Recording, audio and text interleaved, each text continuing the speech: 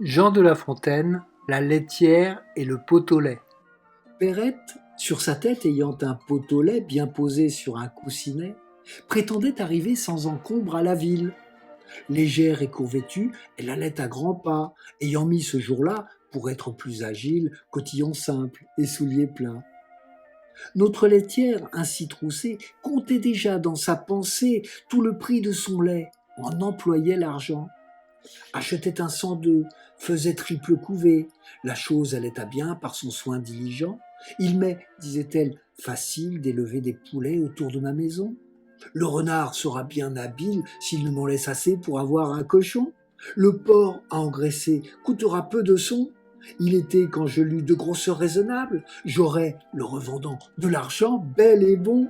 Et qui m'empêchera de mettre en notre étable, vu le prix dont il est, une vache et son veau, que je verrai sauter au milieu du troupeau. Perrette, là-dessus, saute aussi, transportée. Le lait tombe.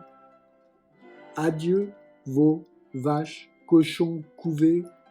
La dame de ses biens, quittant d'un œil nari sa fortune ainsi répandue, va s'excuser à son mari, en grand danger d'être battu. Le récit en farce en fut fait, on l'appela le pot au lait. Quel esprit ne bat la campagne? Qui ne fait châteaux en Espagne? Picrocole, Pyrrhus, la laitière, enfin tous, autant les sages que les fous. Chacun songe en veillant, il n'est rien de plus doux. Une flatteuse erreur emporte alors nos âmes.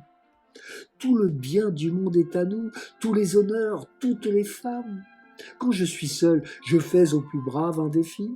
Je m'écarte, je vais détrôner le Sophie. On met les rois, mon peuple même. Les diadèmes vont sur ma tête pleuvant.